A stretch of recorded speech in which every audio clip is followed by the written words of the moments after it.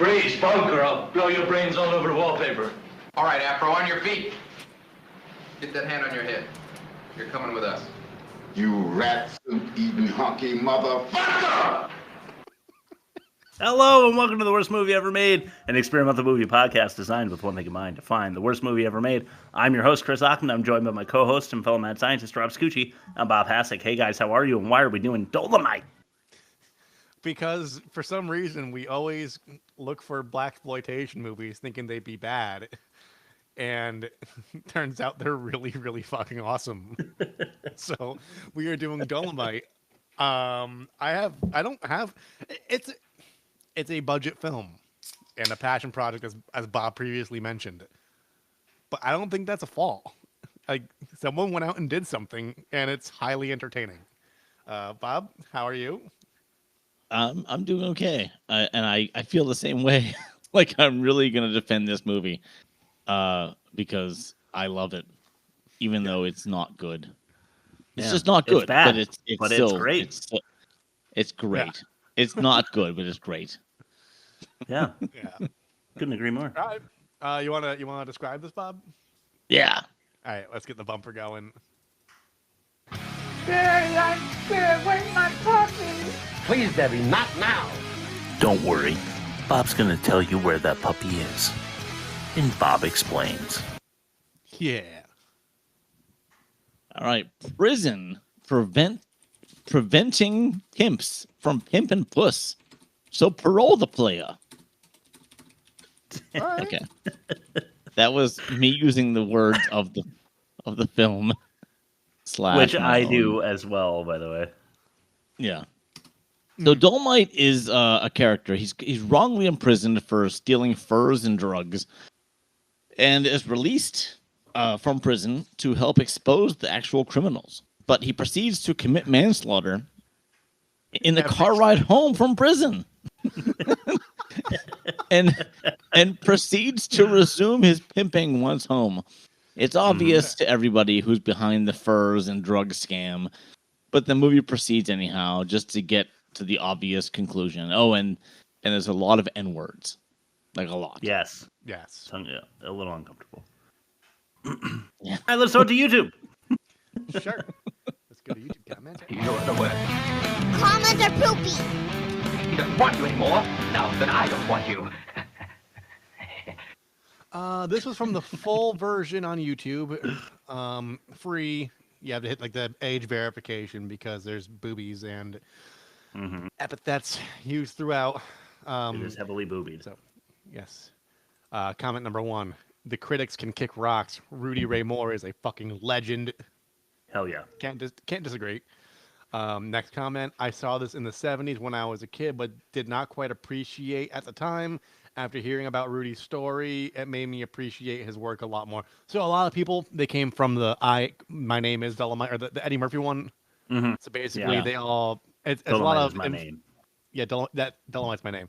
A lot of the comments are people like who had seen the thing on Netflix and then kind of made their way over to the source material. Next comment, I had never seen these growing up in the late 80s or in early 90s, but seeing it now, I laugh my ass off. Hats off to these old school pioneers. Next comment, the movie did well at the box office during its time. Many of y'all are comparing movies that are made now compared to the ones back then. It's a decent movie for a man who had no movie skills. It's a genius movie. I love how it was like, it's not good.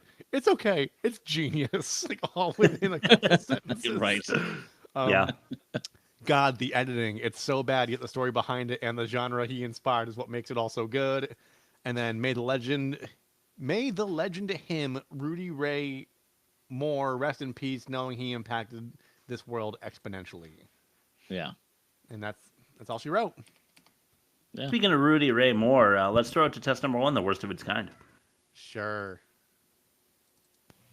We compare movie ratings so you don't have to. That way we can find out if this movie truly is the worst of its kind. The Human Tornado with Rudy Ray Moore. Okay. Yeah, An 80. All right. Seriously? 40. Okay. Yeah, an 80 on Rotten Tomatoes. 48 Hours with Nick Nolte and Eddie Murphy. A 92. Okay. Midnight Rum with De Niro. A 95. Okay. Dolemite is my name Uh-huh. with Eddie Murphy. A 97 it got on Rotten Tomatoes. I gotta see that. I couldn't believe it. It's not a 97. It's Yeah. good. I enjoyed it, Yeah. but it wasn't a 97. It's not 97, no. Yeah. No. You know what else is in the 97? The Wolf of Wall Street with Leonardo DiCaprio, an 80. For an That's average. Yeah, 75. Yeah, that's. in Yeah, I my mean, mind. it It's was okay. entertaining. A little long. Eh. Long, yeah. I don't know. A little too much, but Well. average of 88.8. Dolemite, what did it have? Based on YouTube comments, 45. I'll go with a 20. A 57. A Oh, 57. Yeah, I mean better than halfway there. So, Dolemite not doing too bad. It's not. A- It's like Modest Mouth's first album. It's like it's rough around the edges, but you in your head you like saw what they were trying to do. You know. Yeah. I totally saw what Dolemite was trying to do. A negative 31.8 and worst of its kind, though. Still a pretty respectable score for the first of our tests. And I think that's because the competition they stacked it up against was pretty tough. An average of 88.8. Holy shit. This is like the best of its kind territory. All right, so now we will throw it to our little summation in limerick form. This is test number 2. Ain't that a pitch? Sure is good to get away. Damn the rain. Vacations are fine, but this one should be great. Yeah, the gang's coming up for the weekend. What a blast. Wow! Ain't that a pitch? Nice. Speaking of bad editing, I probably am not a very good DJ because I didn't drop that at the right time, but it still works. That was good. Mine is not very funny, so I'll go first. All right. Okay. It's true we do not. It's true we do need to toss this movie in with the other flotsam, but with time in my mind, it began to blossom. Choreography abysmal, boom mics visible. Still, some X factor makes this movie fucking awesome. Yeah, it really fucking Yeah, does. that's good, though. I like that. I'm Here going to you go go. with mine next because it's got weird rhymes. Here we go. There once was a movie, barely censored, that contained way more than a few N-words. Dolemite is his motherfucking name, and fucking up motherfuckers is his game. Even though I picked this movie, I'm going to be its main defender. Yeah, All right, pretty good.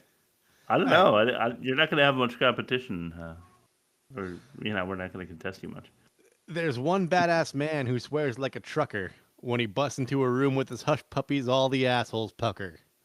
He did a dime in the pen and took down corrupt henchmen. What's his name? Dolemite, motherfucker. Rob, 4.5. Yeah, that was a really smart way to end it. Rob 4.5 sounds good. Cool. Yeah. Rob, All right, let's throw it to test number 3, the most offensive. Sure. I do not fear you, even though you beat me. Beat me again. Beat. The most offensive. All right. What's offensive First about this clip movie, of the Chris? day coming up. Well, you'll see. All right. A thing or two. Let's start with number. Oh, with the fucking. We start with 5 on the. This is new on the soundboard, right? It's the Yeah. 5. Yeah, I figure we'll actually count this down. Yeah, because we got Bob now. Now we can do dialogue and most offensive for sure. I should be like test number 1. Bring. But anyway, here comes the clip. This is booms and kicks. You didn't send me a booms and kicks. There's a What? Dolemite MFer. I think that's What? it. By the way, who are you waiting for anyway? I'm waiting for Dolemite. For who? Dolemite, motherfucker, you heard her. That was yeah. Yeah, that's. Oh, I didn't send you anything for. Okay, so this is me being an idiot again. I didn't send you anything for offensive. Okay. What you just heard is the first line of bad dialogue. Okay. Why don't you play an abuser and we'll see if it's offensive? I have no shit baby or Coke booger. Coke booger, please.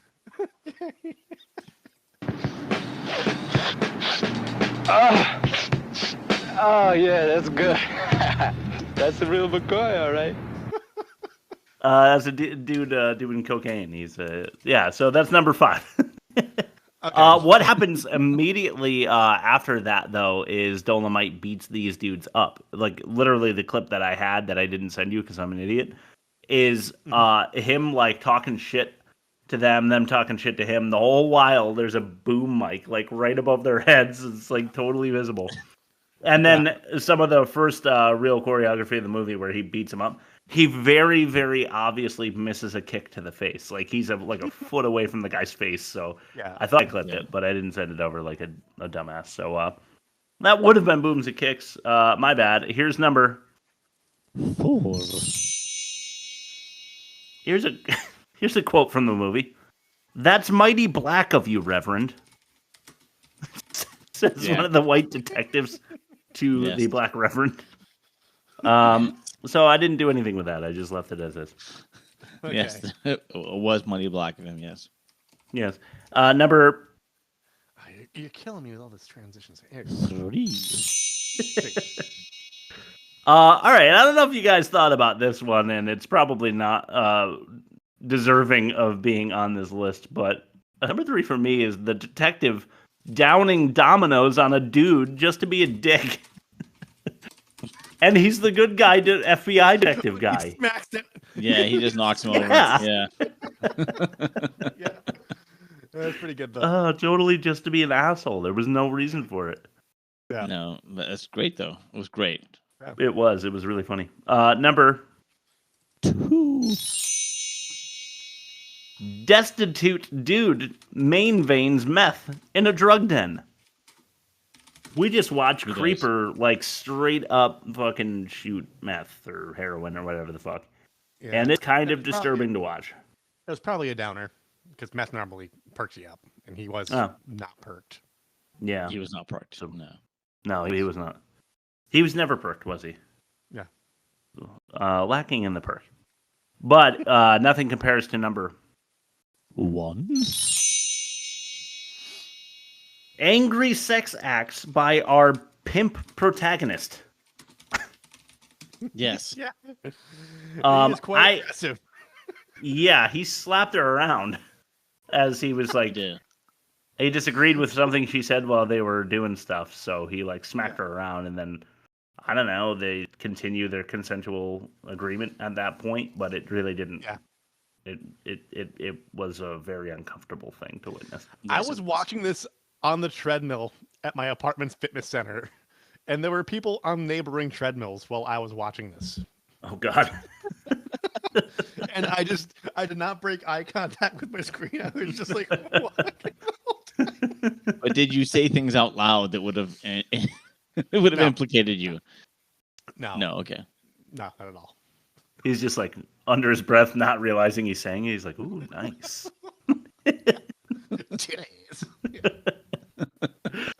Bob, you want to mention anything? I know you usually got one or two. I was just gonna say so many N-words, but that's it's ridiculous. So many. But, Rob? No, I wasn't offended by this movie. I was enthralled, if anything. Hey, fair enough. Yeah, I thought the pimp, like, who is like our good guy beating up his girlfriend while they have sex, was pretty bad. Yeah, but you already covered that, so I mean, why would I repeat it? You know? Yeah, but I just thought I'd repeat it. All right, cool. All right, let's start to your ad read. Yeah, sure. Hi, Billy Mays here for Mighty Putty. Hi, Billy Mays here for Mighty Mended.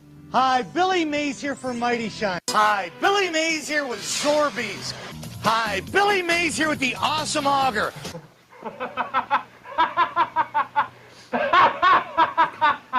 Rob's ad read.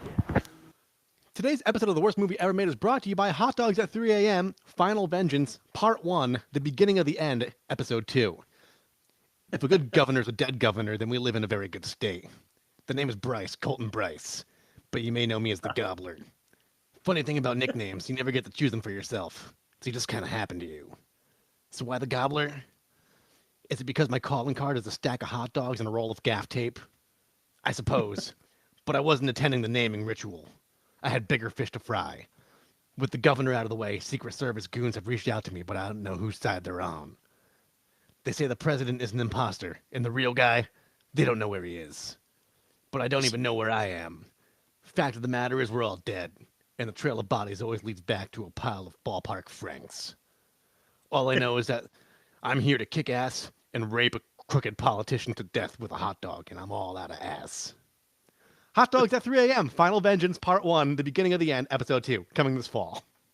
Holy shit. I'm so in. I think that'll make our podcast, but for best movie, maybe. Yeah. Yeah, it should. All right, let's throw it to test number 4. This is the worst dialogue. The woman is all we want. The others must die. They all must die. That's some really bad dialogue.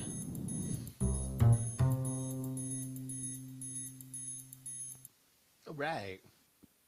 Follows your L.A. noir hot dog story very well. That theme there. Yeah, it really does. Yeah. L.A. noir hot dog. Okay, so number 5. Should we just play it again? Yeah, you heard it already, but let's do it again. By the way, who are you waiting for anyway? I'm waiting for Dolemite. For who? Dolemite, motherfucker, you heard her. Yes.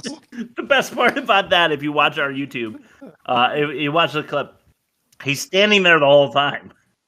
Like 4 feet behind her. The guy's like, who are you waiting for? He's standing there. Yeah. Breathing heavily. Yeah. And then he's like, Dolemite, motherfucker, you heard her.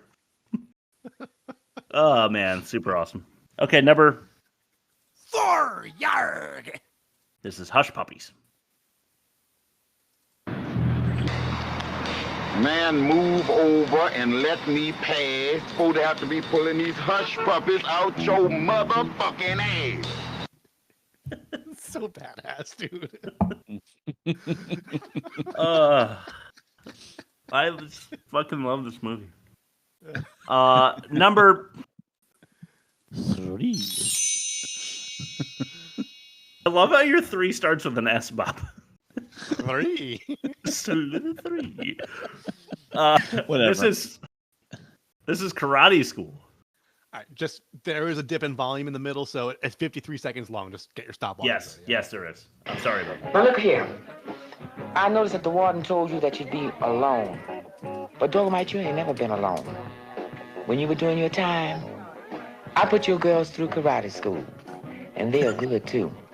I remember one time a trick came in here and tried to misuse us. What happened to my $100, Joe? No transition. Nigga, did you take my money? That's right, little bitch. I took it back. You ain't worth no $100. I am Joe Blow, the lover man. You should be paying me, bitch. Give me my money, man. Shit, what money? Shit, I get cut like you all day, a dime a dozen, shit. Here, here's $2. Go get you some dish powder and keep it clean for me next time. And they whipped his ass. Dish powder. Dish powder for you know what. Yeah.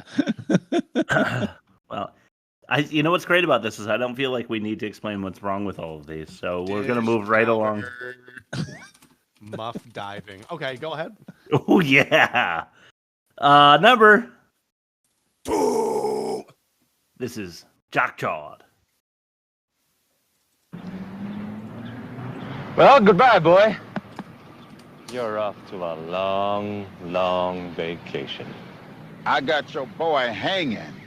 You no business born insecure junkyard motherfucker!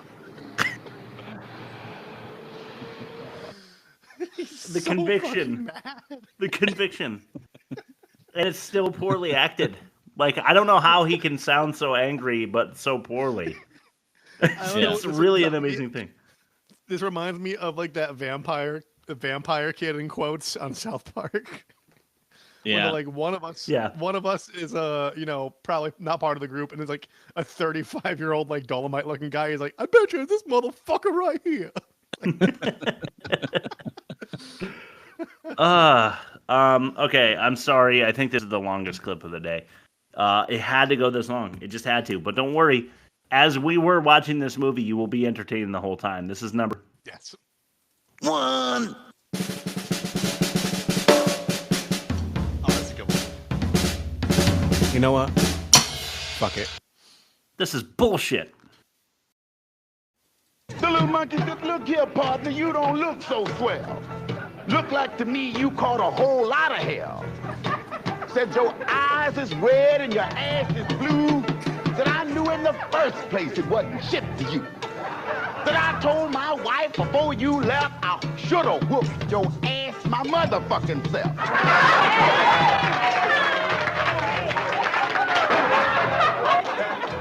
Shut up.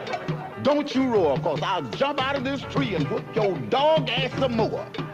And don't look up here with your sucker paw case, cause I'll piss through the bark of this tree in your motherfucking face. The little monkey got happy and started jumping up in his down. His feet missed the limb and his ass hit the ground. Like a ball of lightning and a streak of white heat, that lion was on his ass with all 4 feet. Dust rose and tears came in the little monkey's eyes. Nothing he could see and nothing he could hear. But he knew that was the end of his bullshit and signifying career. And signifying career.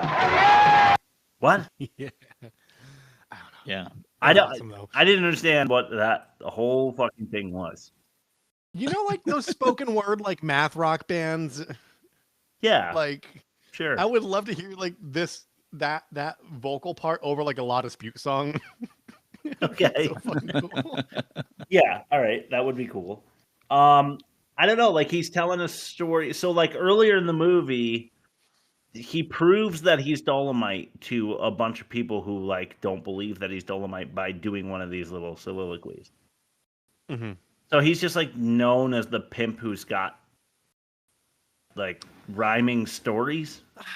They hinted at it like in the previous act, wasn't he like outside? Yeah, like, he was doing rhymes. Yeah. They were, yeah, that's Just what I'm like- saying. They were out in like a parking lot, and Yeah. some dude's like, "I told him you was Dolemite," and he was like, "I bet you $5 is not Dolemite." And then Dolemite's like, tells a story that rhymes, and it's not funny or anything, but everybody like is cracking up. And then at his club, which he gets again, everybody like he's the main act. Dolemite the Pimp and his rhyming stories that have no purpose, you know? Yeah. Yeah.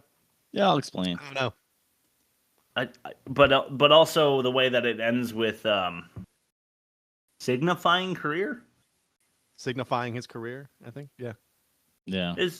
So comes the end of his signifying career. Like, I don't really even know. And then he repeats it, and everybody in the crowd cheers, and I just didn't understand. Like, so the monkey dies, the lion's beat up, and I the whole thing a mystery to me, but entertaining nonetheless. Yeah. He had conviction. You trusted him. You believed you believed the act. I believe that those people were entertained. I just couldn't figure out why they were entertained. Yeah. Anyway, test number 5. This is the worst production. Are you looking for an escape from the worst production? Get me out of here! There is no way out of here. It will be dark soon. There is no way out of here. There is no way out of here. Okay, so the worst production, I had a hard time with this one because the production itself was very respectable. Like Rudy Ray Moore like financed this whole thing himself and like went on stand-up not a tour, but like just kept doing stand-up to fund this thing. Yeah. and make it with just his friends and his comedian friends and his actor friends. And that I can't fault him for. But I wrote down problematic premise. Because what he did was he turned a fictional comedy character into a movie. Like, think of Larry the Cable Guy. Larry the Cable Guy is not a real guy. It's a character that is made by some guy named, I forget his name. But he should have learned a lesson from decades before this with Dolemite, because his act was telling tall tales with rhymes and innuendo, dressed like a pimp. Yeah. That was Dolemite. That was Rudy Ray Moore. And he took that character and said, okay, that's not really a premise, but I'm going to say I have zero acting ability and shaky story writing, and I'm going to make a movie. And I think the outcome of that is just a problematic premise. Like, I think a Larry the Cable Guy should have learned something from that. Like, yeah, that's not going to work as a movie, but he tried, and it didn't work. I don't know if you guys know the Larry the Cable Guy movie, but it's out there. It's out there. Yeah. He's got a couple. There's a second one. I didn't watch it, but I feel like it should make our podcast at some point. It's a common pitfall of stand-up. It's a common pitfall of stand-up comedians. They're good at short, pithy stories with punchlines or like quick resolves, and when they try fleshing it out across 120 pages, it just there's nothing there. Especially a whole character. Like Dolemite was not Rudy Ray Moore. That was so he apparently went around. I don't know if you guys watched the Dolemite Is My Name. He heard these stories from guys of his generation, a little older than him. Went around and told these rhyming stories, and he said, I'm going to keep doing this. I'm going to take all these stories and make it into my act. And so and then he came up with this character named Dolemite, and that was the act plus character, and eventually made it into a movie. I will say Dolemite is a badass name. It really is. I wish it was my first name. I mean, not now that that's a 70s Black Exploitation. Oh, yeah, I kind of like it still. Yeah, I mean, it sounds cool. What do you think? But yeah, what I was going to say is I was thinking of a movie that we should do, because you were saying the Larry the Cable Guy one, a comedian's SNL kind of act turned movie. The Bucky Larson movie with Nick Swardson. I think. Oh yeah. That I think we have to do that one because it looks. I haven't seen it, but it looks like maybe the worst thing. Or it's Pat. It's up there with Cats. Or it's Pat too. Yeah, that one. Out of the 14 SNL movies, there's only 2 of them that got decent scores. It was Blues Brothers and Wayne's World. Yeah, the rest are 30% and under. Yeah, you're right. Yeah, that's true. But you know who was good at it? It was Mike Myers was good at taking a concept of a character and turning it into a full length movie. Until he wasn't, like the Love Guru and Cat in the Hat. Yeah. Which I think maybe we should do the Love Guru. Yeah, we did that one. Where could they find that one, Rob? Yeah. www.theworstmovieevermade.com. Click the buttons. You know where to go. Test number 6, the worst acting. Nice. I am Torgo. I take care of the place while the master is away. I am Michael. I take care of the place while the master is away. The acting just gets worse and worse in the worst acting. Yeah, this is one of the more problematic things about the movie, in my opinion. The editing, horrible. Yeah, the choreography, really bad. The premise, fucking stupid. The acting, too, is really terrible. Somehow, we still like it. But number 1. This is So Happy. What am I supposed to do, Warden? All right, I understand you know some of the people we suspect, and we feel there are policemen mixed up in it. Now, I told you the job was dangerous, and you could lose your life. But you're tough. You know how to roll with the punches. The name of the game is stay alive. Now talk to the governor about you. There are only 4 people who know why you're on the street. The governor, Queen Bee, myself, and 1 FBI man that nobody knows till the time comes. So what do you say, Dolemite? When do I get out of here, Warden? Tomorrow. You go back to your cell now as if nothing's happened. You'll be released in the afternoon. Thank you, Queen Bee.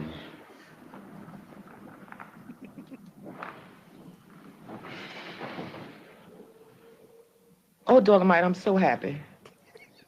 I'm gonna tell everybody you coming home tomorrow. Yes. I am so happy. How awful was everyone involved in that? I mean, Queen Bee. So bad.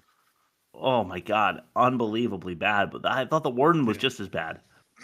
Yeah, yes, but you're a tough guy. You're a tough cookie. You know how to roll with the punches. Like in one of my research bits, I found out a guy auditioned for that role of the warden, and I'm like, wait a minute, someone else auditioned for that, and they didn't take the other guy. They didn't take the other person. Yeah. All right, number 2. This is some bread. You know, Creeper, let me make a deal with you. I hear that a lot of shit has been going down since I left. And if you can whoop some information on me, you won't have to worry about your fix. I'll whoop some bread on you, man. Can you dig it? Yeah, that's cool. Well, let's go to my crib, man. Where do you live, man? What, man? Is that cool? That's slick. Let's move away from here where we can talk. Yeah. Yeah, there was a 3-minute scene of them talking, and the beginning of the scene is maybe arguably worse. But it's really short in comparison. Yeah. And then Creeper just goes on like a monologue for a little while, and I couldn't understand a word he was saying, and I didn't want to clip it because it was, so I went with that. But I love how Dolemite's like, you won't have to worry about getting your next drug fix because I'll whoop some bread on you. Yeah. Basically, I will fund your habit if you give me information. Yeah. not I will help you. It's like I will help you get more drugs. Yeah, and then they go to his pad and he shoots up, and that made the most offensive. All right, number 3. Yeah. This is theft. This is so good too. Queenie, that bitch been stealing from you. Say what? You a goddamn lie, ho. Oh, really? Wait, hold it. Come on, give it up. Come on, give it up.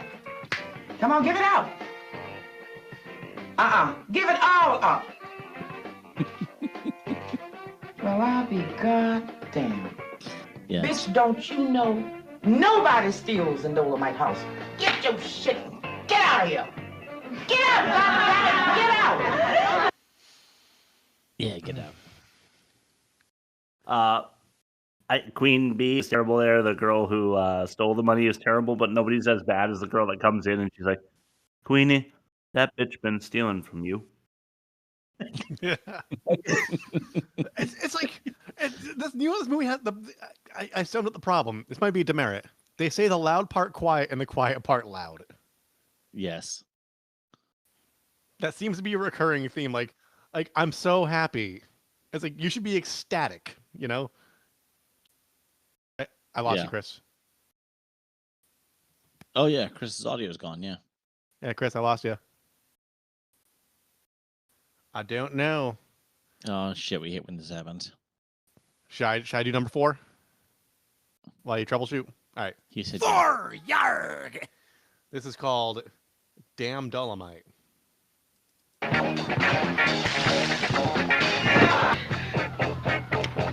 Watch out.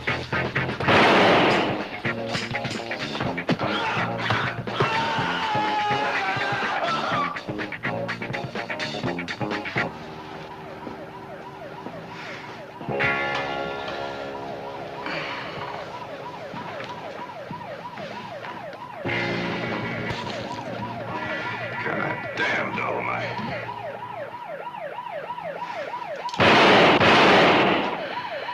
It's all for you, it's on me.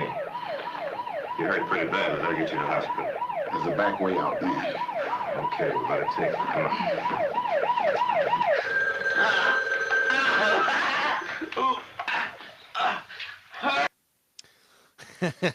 Nice. Yes. That was near the end, right? Yeah. That was like after he got shot and he like jams his hand into someone's tummy. Yes. You there, Chris? You're moving. No, you're back. No, you're out again. Can you hear me? You're in and out. Hello. I hear you now. Yes. Hi. Okay. This is just a piece of shit computer, and it was trying to like download Norton antivirus or something. So it just like Norton kicked me off. Yeah. So the funniest part of that clip though is not just that he like punches him in the stomach and then like pulls his guts out, but then the detective is like, "God damn, Dolemite," and he goes, "Pow pow," and like shoots the dude twice. I did not see it coming, and I laughed so hard that my wife was like, "What is so funny?" Oh my god, that scene was so fucking good. All right, yeah, sorry about my technical difficulties. I seem to encounter them every week because of this piece of shit laptop, but I don't have enough money to buy a new one. So let's throw it to fact or no fact. Do we have one more clip? No, or is that a catch-all? I think it's a catch-all. Okay, so we'll go to fact or no fact. Okay. Yeah. It's got a good name, so I was excited. I know all the signs pointed this way, but there was so much bobfoolery. Okay, but I know we can't be wrong. Look, the sign pointed this way. Fact or no fact?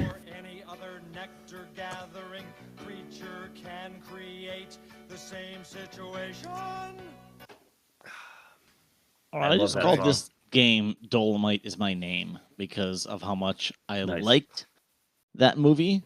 I didn't love it, but I liked it, and I think Rob, you should watch it. Yeah. Okay, so I'm going to read you 5 things, and 4 of them are real, and 1 of them is made up. Here we go. First one, the cinematographer had to be covered up with a sound blanket because he couldn't stop laughing. Okay. Second thing, this was shot over the course, in total, of 17 days. Okay, the guy that played the creeper was literally hired off the street. Okay, 4th one. A shot of Rudy Ray Moore's genitals was cut to keep the R rating. And 5th, a sound effect man was visible on screen clapping during one of the fight scenes. Like, to make the... I'm trying to, like, replay it in my mind's eye. Damn. I can't picture a guy clapping, but I believe it. I can't believe it, but, like, if it's something if it's not in the foreground and he's like, so I can see that. All right, cinematographer had to be covered with a sound blanket to keep himself from laughing. I mean, there's some zingers in this movie, and they probably didn't have a lot of extra tape to like reshoot things if it was on that much of a shoestring budget. So if I were producing this movie and we had that problem, I would probably cover them with a blanket. Yeah, a soundproof blanket. Yeah. Shot over the course of 17 days. I mean, that's not unbelievable. I mean, I feel like most movies that are like this straightforward can be done in like a week or 2, especially if there's no special effects or anything. It's a matter of just getting permits and just being on location and just getting your shit done. Guy that played the creeper was literally hired off the street. I don't doubt it.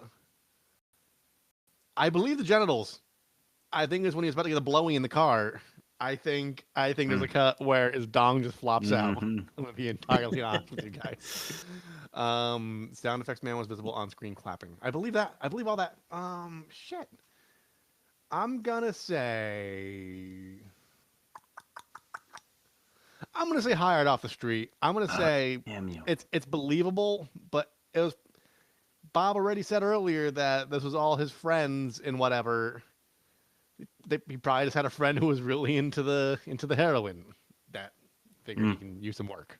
So I'm gonna say he hired his friend to put some bread on him. Yeah, whoop some bread on him, man. Yeah. Shit, I don't know. Cinematographer had to have a blanket put on him is like really funny. I don't know though. Like I feel like that one clashes the most with realism for me because shot in 17 days. I was gonna pick Creeper hired off the street. I bet you it's his friend. I don't know. I believe that they probably like whipped out Rudy's nuts, swung them around a little. And I also believe that you can see a sound man clapping. But it was probably distinctly, yeah. I was thinking maybe it would be during that like big gang war at the end, and you would maybe notice necessarily, you know. So I guess I'll go with the cinematographer covered by a blanket. Maybe that was a different movie or something. All right, none of them were a different movie. Okay, I just made one up. Okay. All right. Which means the cinematographer was occasionally covered with a sound blanket because he couldn't stop laughing during the shooting of the film. What an awkward situation. Which only took place over the course of a total of 17 days. And when they couldn't find a person to play Creeper, so they hired a guy literally off the street. I figured, yeah. Oh. and at one point, a sound effects man is visible clapping as if there was someone being punched. So yes, Rudy Ray Moore's genitals were never filmed. That was not. I made that up completely to keep the R rating. It was. That was not real. Very believable. I really wish they had not shown the mayor's ass. Oh my god! As much as they did. That pasty white bag of cottage cheese. Yeah. They really wanted us to see. As much male ass shots as I saw, I did not want to see. That's what I got that fact from, which was not a fact at all, and you guys lost. And this is my first win in a long time. Damn. We had something for that. Chris told me to get something for the occasion. One second. Actually, one second. Yes. Wait, don't do it. Wait. What? Don't do it. Should I do it? Yeah, I guess you can. It's long.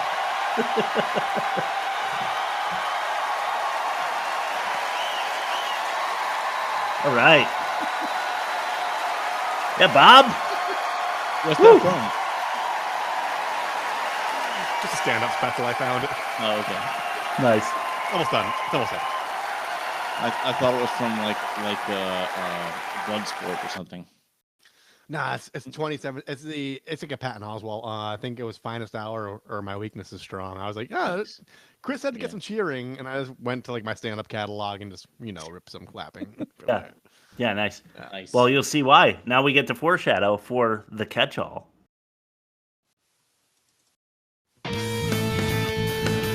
Get back in the house, damn it! My God, Mike, what happened? We'll figure it out during The catch-all. The fight choreography is the worst I've seen since Mano's Wives Fight Club. Yes. Yeah, it's pretty bad. All right, I'm gonna go like positive. My first one, thumbs up to the opening scene exposition before the amazing theme song. The theme song is so dope. Oh my god, it's so good. It's so good. And they had exposition before the theme song. You don't see that in 70s movies too often. Yeah. Right. Just piggybacking off the music, all the performers, the bands. Yeah.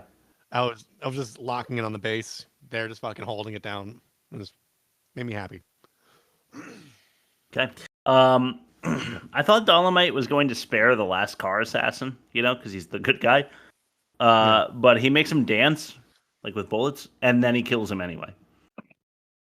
Heavy rolling too. I was dying for that. You thought, like, I figured he would be like, tell your friends about Dolemite or something and let him run off, but no, he just shoots him, kills him. Dead. So soon after all that, they went to the brothel, or I'm gonna call it a brothel. What was up with all the mannequin heads at the brothel? There were like female and male mannequin heads. It was just very strange. Very. Yeah. Did you notice that? Yeah. Yeah. I actually didn't write it down though. Yeah, it was very strange. For some reason it just felt right. I've got a couple bits. I'll put them together. Rob, I know you're next, but I'm on the brothel. I've got a couple brothel bits. Brothel bits. What should be our ad read next week? What kind of like window box like burger place doesn't have fries? Yeah, honestly. Yeah. That if anything took me out of the film, that was it. Yeah, seriously. Yeah. We don't have fries here. It's like, oh, fuck off. No, you do. You have a like, fryer. You have fries. You got fries in the back. Olive Garden has fries. Yeah. Everybody has fries. Girls in the whorehouse were rubbing a guy's ass. They certainly were. They were. He was just like another pasty white behind being rubbed on two sides by women who were just rubbing a guy's ass for his pleasure, I guess. Oh, God. And here's my other brothel bit. What was that green privacy BJ chair? Did you guys notice that? Yes. That was so strange. Was that a chair? It was like a pod. Yeah, it was seriously. It was like an escape pod from Star Wars or something. Yeah, for blowies. Yeah, it's like for Darth Vader when he's getting some helmet. You know. That's right. Yeah. All right, go ahead. The poems that Dolemite reads aren't bad, but according to the biopic, which Chris saw, they're mostly lifted. Like he didn't write them. Like he stole most of them. Yeah, which is like a little sad, but okay. Yeah, but like, why can't you just write that? It doesn't seem like incredibly hard to write shit like that. You know, they're kind of funny. Yeah, I guess they kind of are. I love 1975 gunshots in movies. Yeah, same. Why do you They're love so them? fucking loud. Yeah. They're so ear-shatteringly loud. Like, I'm pretty sure, I may be mistaken, but they get that sound by, like, hitting an anvil with a hammer and then dubbing it in over, like, an actual gunshot at, like, a shooting range to make it sound louder. Wow. I didn't know that. Okay. Here comes the reason. So, Rob, get your celebration ready, because at the end of this one, we're going to be playing it again. I had the lead with Stone Cold, but Bob is the new leader in the Tit-Scope Clubhouse with Hard Ticket to Hawaii, Malibu Express, and Dolemite. Let's go!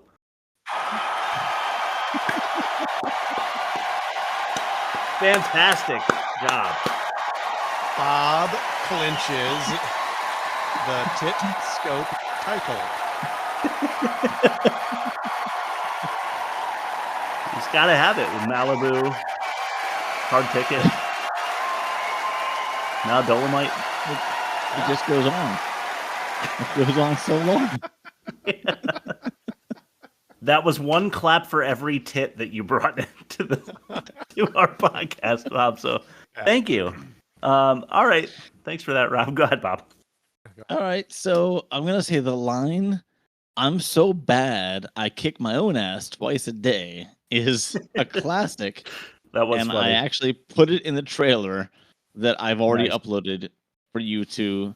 It's not the actual line from the movie because it was almost inaudible, but I just put it in text along Creeper walking because it was his walk was so funny.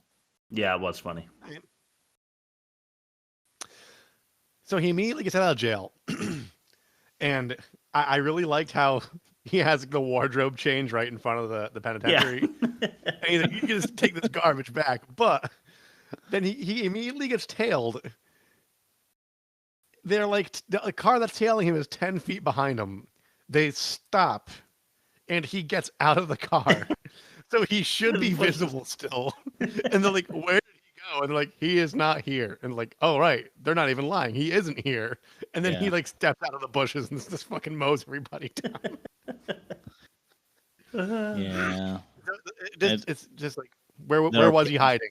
There are pacing problems with this movie, yes. Definitely. Well, I'm going to skip that because we kind of talked about it.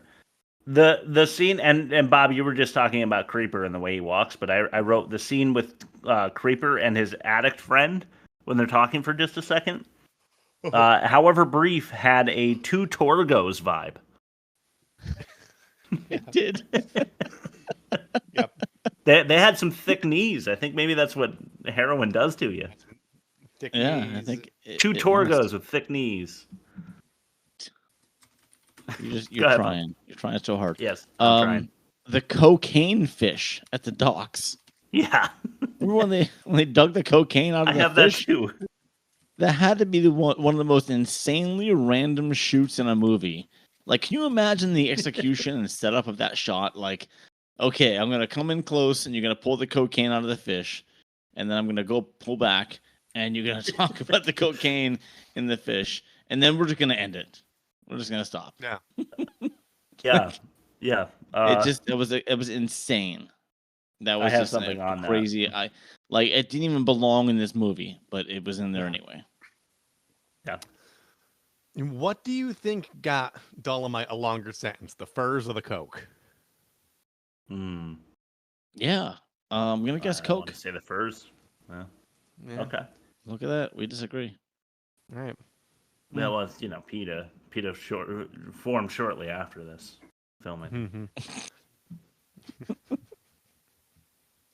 Your turn. That was just a question I want to put out into the handcuffs in the front? No. They handcuff a guy in the front. Yeah. Well, okay. Dolemite was bailed out for murder of 4 men. By Pinky. How much you got? A lot. Probably like... Yeah, probably. How many heroin stuffed halibuts did they have to give up for that one? The heroin stuffed halibut. See... Thank you. You're welcome. Go ahead, Bob. So at the karate school, apparently on the rear wall, there was a whiteboard that said Chuck Norris Karate School's Rules and Regulations. Right about that. I know that for sure, and you will see. Yeah, very strange. I was highly entertained and enthralled by this movie. Like I said, the one thing that really bothered me is when they have flashbacks, there's no like haziness to the screen or like a musical bump. Yeah, like so it's hard to know. They're talking about karate school, and then you think it's a new scene, and then it cuts back to them because they're talking about why the karate school was important. Yeah, and I was like, you could have done like a star wiper, like a little quick fade and fade out, and like that took me out. That took me out for a minute, and then I was like, oh, it happens right up front.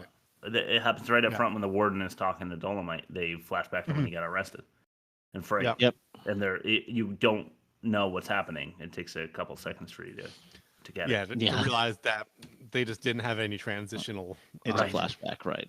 Edits. Okay, let's play a clip here. Okay. This is Willie Green and the Stash. Yeah. Can I help you, young man? Yes, sir. I'd like to see Mayor Daly. Do you have an appointment, sir? Well, not exactly, but if you tell him that I'm here, he'll want to see me. Well, I'm sorry. The mayor doesn't see uninvited guests in his home. No. Now, look. You go tell Mayor Daly that Willie Green is here from the 4th Ward. And he'll see me. Now, you get that, nigga? Yes, sir. Yes, sir. Right away. By the way, the guy's mustache looked like this. It was like two little like eyeshadow swipes under. Yeah. Oh my god, it was anything. unbelievable. I had to include that guy. I wanted him as an abuser, but it wouldn't have made any sense. So yeah, there you go. Go ahead, Bob. I only have one more because I like this so much. I wrote this down while I was watching it, and now I can't remember what it was. I just wrote, guy popping out of Dolemite's hospital room next door was hilarious. But I forget what that even is. Oh, you know what it was? I don't remember. The lady at the front desk, Bob, they came in like, he's in room 2882. She's like, actually, it's 28 like 15. Or it was like the neighboring room or something. And then all the guys with the guns pile into this room, and you just see Dolemite just like, like peek out. He just like slowly peeks his head out, and then slowly goes out of frame. Oh, that's amazing. That must have been it. So the viewer could know that he was like watching them, so he could ambush from like outside. Man, that's sick. So Rob, you go ahead. Yeah. Go ahead. I'll do my last one, and it's the other abuser. It's called No Shit Baby. No shit, baby. I can dig it. There you go. That was the girl that they had to close up on, so that way it made sense when the Dolemite was like, "You forgot about the white girls working for me," to the cop, you know? Yeah. Oh, Yeah. right. She was like the token white chick in his harem. She was. The woman lead singer in the club had some of the worst overdubbing I've ever seen. Yeah. They Which all is weird did. because the band miming wasn't bad. Like The drummer got a lot better. At first, the drummer was bad. Like he was going like this, and it was like and he was just like hitting the hi-hat, and it didn't make any sense. See, But then for low budget, it was like he was actually playing the song later. See, for low budget films, they probably like because you saw in the Patrick Swayze one with the bar. I can't, Roadhouse. Roadhouse, Mhm. yeah. They were real musicians and they were on, but like you could tell they probably shot like 30 minutes of them jamming. So like every once in a while, like they were legit musicians, but like the cymbal hit wouldn't match up because he didn't do it every 4 measures or whatever. I think they had the same thing, but with way less of a budget. Right. Because I'm sure. Because like they were grooving at some points, but other points, like you said, it was just like drum fills when he's playing straight and vice versa. Yeah, right. It was a little rough, but anyway, go ahead, Bob. I'm done. Okay, I have 5 more. I'll go quick. Okay. Is Willie Green the more respectable person? Tried to angle a deal so that there wouldn't be senseless violence. He was also employing women as dancers.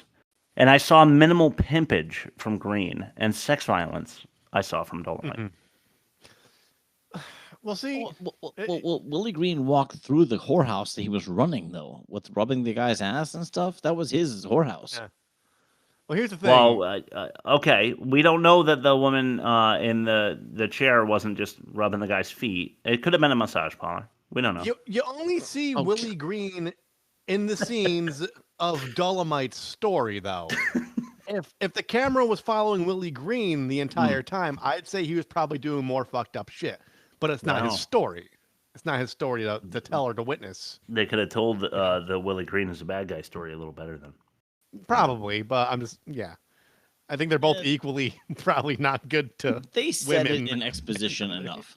Okay, it was a hot take. All right, I shot my shot. Utter confusion in the Green Dolemite gang war fight that we referenced before. I didn't know who was fighting for who because we didn't get introduced to like any of the gang members. So well, there was fighting, but I didn't know like who was fighting for who. So I didn't know who to root for. True. Why do we? Well, Bobby already said this, but I said, why do I have to see this mostly naked politician for so goddamn long? I skipped over that in my catch-all because I already said it like twice. Yeah, it was insane.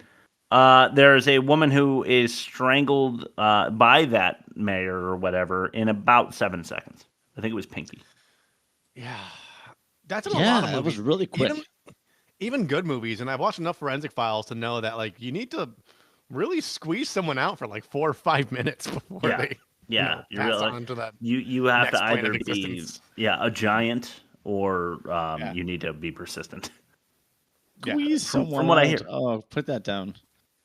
Squeezing one out. Squeezing bitches out of existence. Cool. And Squeezing lastly, someone's esophagus. we already talked about this, so I don't know if you want to open this up, but what is the X factor that makes this so watchable? It's the all right. as like somebody who used to play a lot of shows, Yeah. like with music, it doesn't matter. You could see someone shredding, but if they're just standing there like with their legs close together, like hunched over their guitar, like doing that, it's like, all right, it's whatever. If someone's playing 2 power chords and they're fucking like stomping around stage and they're like really getting into it, it's the conviction. Yeah. Like the raw Nirvana charisma of Dolemite. Nirvana wrote really easy music, but they commanded the fucking crowd. Mm-hmm. Like prog rock bands, they kind of just like huddle next to the drum set so they don't miss a downbeat. Yeah, totally. And, that's fair. So that's my take. There's conviction behind it. Like he speaks with such authority. He does all the time, whether or not he's angry. He's a performer, and he knows how to perform. And he did it in front of a camera better than people have done in the past. Yeah. Even when his insults are like, "You self-conscious rat soup eating motherfucker." Yeah, it's like really not hard-hitting insult. Yeah. Oh, you handsome piece of shit. All right, let's start to what we're watching. Sure. The best opinions about things to watch are definitely mine. Do you hear? Bob, I never realized how self-centered that bumper is. He learned from he learned from the host. Win. I win. Sorry, go ahead. I guess you win again this episode, Bob. Assist the alley oop goes to Rob though. He gets the big assist. All right, I'm watching a show called Barbecue Brawl. It's ridiculous. Of course you are. It's Bobby Flay, who I fucking hate. I just think he's a terrible person. Yeah. Well, if you look into his personal life, it's bad. But also, if you watch him enough, you come to realize how self-centered he is. But I will tell you, he makes a great burger. Because there's a place called Bobby's Burger Palace at Mohegan Sun in Connecticut. The casino. Yeah. Oh my God, the burgers are fucking amazing. And I don't know, I never met him, but he certainly seems self-centered and he's done some bad things in his life. Seems like a fizzy douche. Yeah. Yeah. But it sounds like Bob might know him personally, so maybe I'll back off. I don't know him personally. But otherwise, I watched Batman with Jack Nicholson and Michael Keaton, which I've seen it 2-3 times before. Just one that I really cherished in my childhood, and it still holds up. It's just fucking great. Yeah, it's good. I always gravitate towards Batman Returns because I feel like it's more fleshed out. But when I do watch the first one, it is really good. It's just for some reason like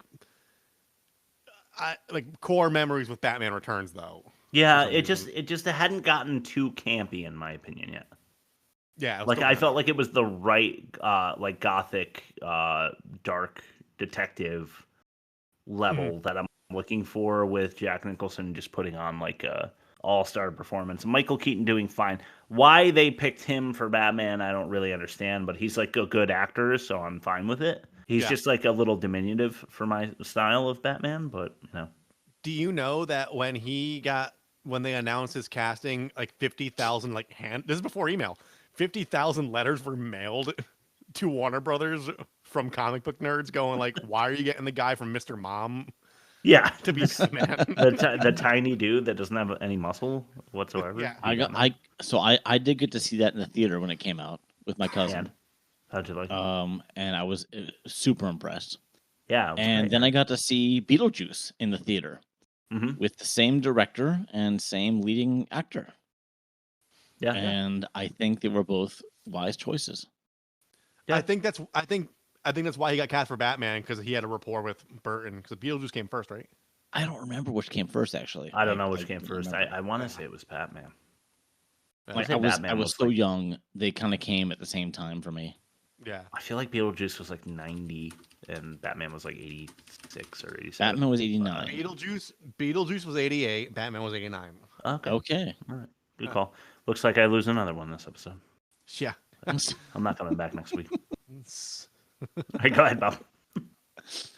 All right, so I watched 2 movies that were perfect companions to Dolemite. One was Pootie Tang, as you guys know I watched it. Yes. Came out in 2001. It was circled around the Chris Rock show. Like, it was a character that was introduced by Louis C.K. on the Chris Rock show. It also starred J.B. Smoove. It was directed and written by Louis C.K. It was great fun.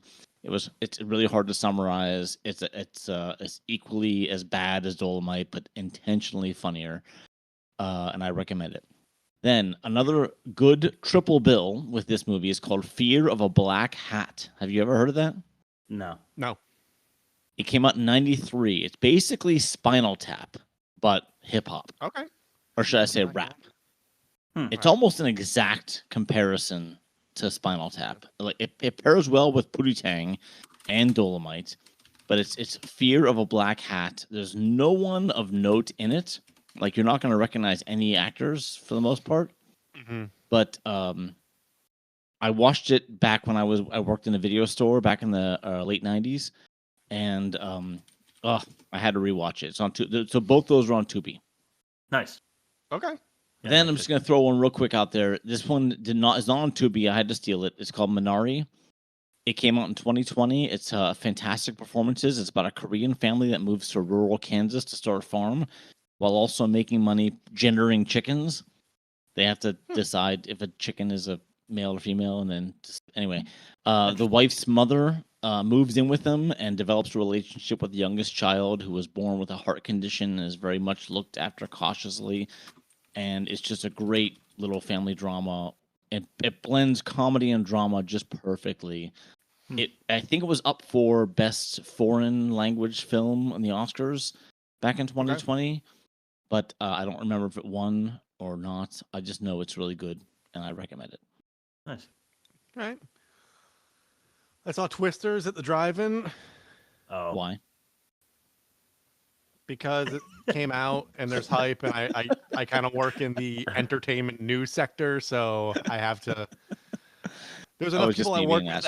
Yeah, there's enough people I work with that handle the Marvel and like the DC and like all that stuff. Yeah. And I'm trying to find my place, so I watched Twisters. It was bad, wasn't it? So Bob doesn't like the original Twister. I do, but sequels now are terrible. So for context, I think the original Twister, for its genre, is like a 4 out of 5. It's campy, really fun. It's a divorce comedy masquerading as a disaster flick. Yeah. And that's what made it so great. It's a divorce comedy. It's like, it's Bill Paxton and Helen Hunt, which I know Bob doesn't like. I don't like Helen Hunt either. I'm with Bob on that. I like Bill Paxton. The bickering is good. The bickering is what makes the original Twister good. They're animated. Philip Seymour Hoffman. Yeah, Philip Seymour Hoffman. The guy who played Cameron from Ferris Bueller. Like there's so Twisters plays it straight. Like it has the same kind of thing. There's like a tornado wrangler guy who's kind of like a Bill Paxton analog, and there's a girl who's like, I kept turning to Stacy going like, she's haunted by her past. Like, like every time she's like, are you going to chase the storm? It's like, no, it reminds me of my past. Like, small soft piano plays. Yeah. I swore I'd never chase another tornado. It's in my past. Like, I'd give it like a 2.5 or a 3. It was like, okay. Special effects were great, but like, it was poor lip service. It was like a soft reboot, not like a direct sequel. And that's all they do now, man. I don't know. It's like, I could have lived without it. And then I've been watching a lot of Pawn Stars. Oh, it's a great show. Yeah, it's 675 episodes of the same exact format, and they never deviate from it for some reason. It's like crack. Yeah, like, you can't stop. Best I could do is I don't know how real it is, though. Is the problem? Like, there's some element of truth to it, but it's heavily produced. So they're not experts like they say they are, but. I did third shift at a hotel for a couple years, not that long ago, and that was the only thing that would keep me awake between like the hours of 2 and 4 in the morning. was watching Pawn Stars in the lobby of the hotel. So here's the thing: Rick Harris is like an expert in coins, and like Chumley's an expert in like vintage video games. Like, they all have like their realm of expertise. But when somebody brings something in and Rick's like, "Oh, that's an 18th century whooping stick," like, he got that rundown from a producer. And he's acting like he knows it. So it's fun. You learn about things. you turn to the person sitting next to you, going like, "Huh, never would have known." Yeah. So, There's a few of those out there. Yeah. But, Just don't go by way of hardcore pawn. Yeah. Excuse me, I almost misspoke with less gold. It's that one's like there's a lot of pawn shop shows out there, and the gold standard is Pawn Stars for sure. Yeah. Yeah. All right. And then maybe American Pickers is like adjacent. It's like the cousin of the show. Yeah. But those guys are so dull. It's hard to watch. Yeah. Anyway, let's throw it to bad credit names, and we'll let Chris take over here. Go ahead, Chris. Luther Fear, Mr. Fatburger, The Geisha House of Beautiful Women, Chuck Norris Karate School, and Bill Louser and his Dangers. All right. There you go. Thank you for the reminder on that one, Rob. I almost did last week's as well, just to do what I said I would do and record all of them, but I got lazy. All right, let's throw it to the offensive minigame. If you're doing something offensive, we're just going to ask you. Well, whatever it is you're not doing, don't do it somewhere else. This is the offensive minigame. All right. Made Marion raped by gay guys joke. Right. Or boom mic mishaps. I'm gonna go with the first one with the sexual assault. Oh, you think? Okay. That's a little more offensive than a sound design issue. Agreed. The other F word, or destroying dude's domino tower. F word. I mean, it's the F word, but like that domino one, that sent me, dude. That fucking sent me. He just walks and slaps it with like two fingers and keeps walking. So which way are you voting then, Rob? I think the F slur is worse. Chris. Yeah, it's more offensive. Yes. Mm-hmm. But for personal reasons, I didn't like the domino thing. Okay. I get it. I mean, it's like the person that goes by and like they just like stick their fingers into your chili fries. And you're like, what the fuck? Yeah, it's exactly the same as that, Chris. Yeah, it's just like that. Okay, well, I mean, should we just go to the bonus round? I mean, usually most weeks we don't go to the bonus round, so I guess we'll do it this week. Coitus unconsented shower shenanigans. Or Protagonist pimp punching his paramour mid-pounding. Oh, but they're both bad. I don't know. The rape's worse, though. Rape's worse. Okay, yeah. I mean, yeah. I mean, like, I don't know how to say it without sounding like an asshole. But some people but please try. If it was clearly consensual and some people like it rough. Okay, so maybe she getting slapped around. But the shower one was clearly coerced. So that's more offensive. Yeah. Okay, I agree. Let's throw it to the movie comparison. Sure, let me just forget I said all that. But master, you have 6 wives. Why can't I have one for myself? Because it is time to compare the movie. Right. Malibu Express and Dolemite. Malibu Express at negative 28.5 and worst. Dolemite at negative 31.8 and worst. So Dolemite wins this one. Dolemite also wins because Rob, your pitch was a 4.5 star, and we had a team win last week with a 4 star. However, Malibu Express hits back with being the more offensive of the two movies. So it's 2-1 headed into dialogue. What's worse, the dialogue for Malibu Express or the dialogue? I'm gonna say Malibu. I think so too, personally. But go ahead. Yeah, I'm gonna go with Malibu. Dolemite was just funny. It was meant to be funny. I think it was meant to be funny, and it really was. Yeah. Hey, I mean, Creeper actually gave us a great line. You know, he did. A great line came out of this movie. Production: Malibu Express is a reworked remake versus problematic premise for Dolemite. What's worse? Malibu. Totally. Okay. Because they didn't even remake it better. They just remade it adjacent. It was like a lateral move that cost more money. Yeah. You just added boobs. It was plus boobs. Yeah. Lateral move plus the boobs. Yeah. I don't know. Acting, I think, might be Dolemite though. Yes, I agree.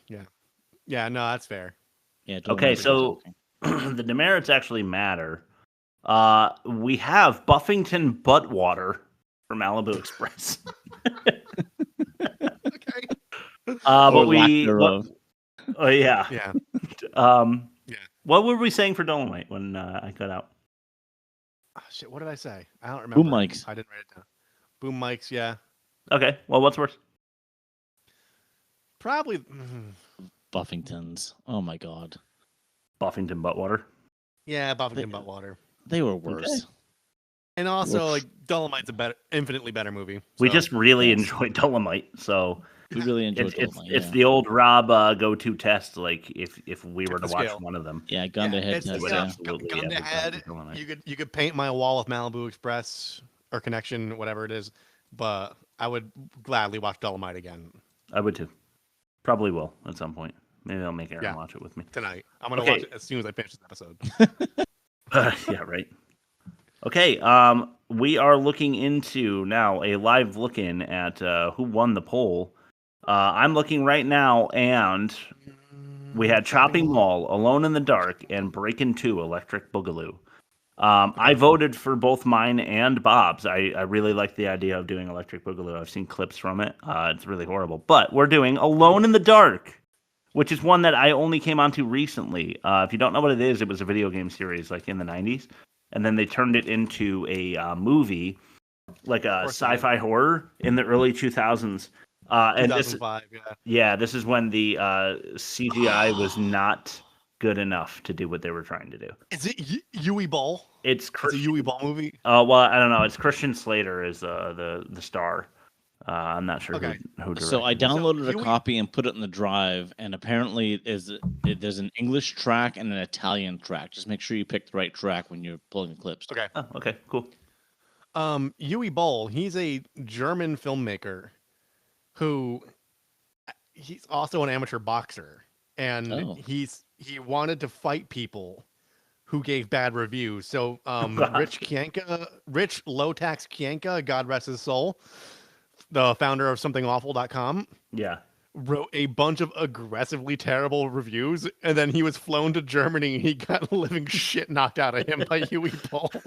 Like, and he was all like, spry, like putting his fists up, and then he got like rang in the face once, and he's like, oh, he's actually a real fighter, and he just got his fucking ass whooped, dude. It's on YouTube.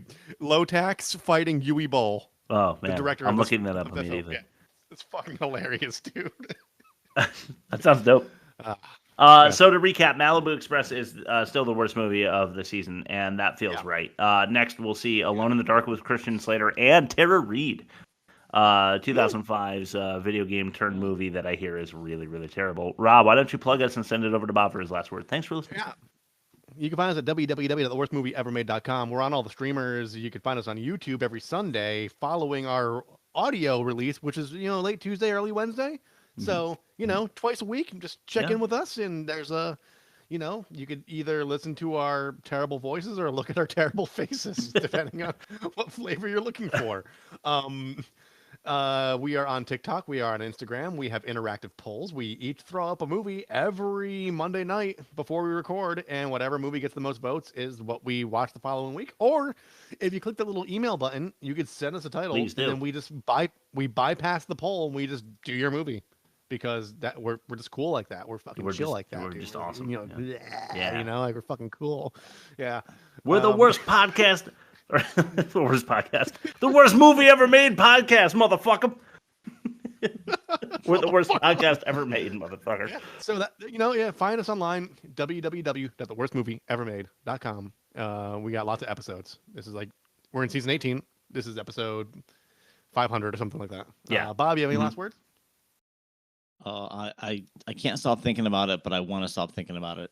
Mayor's naked ass. Mayor's naked ass. All right. Well, thank you so much for listening. We love you, and we'll see you next week for Alone in the Dark.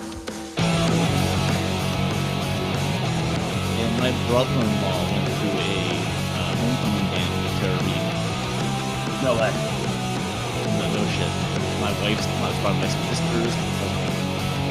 In high school at Derby. Wow. Lucky guy. Although, have you seen her lately? Yeah, exactly.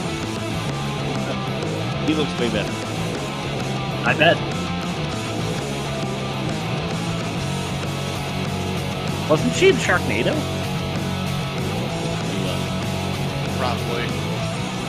With that guy that, like, gets all brokery and stuff? Not her.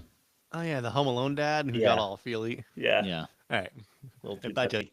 Bye, Jelly's cool.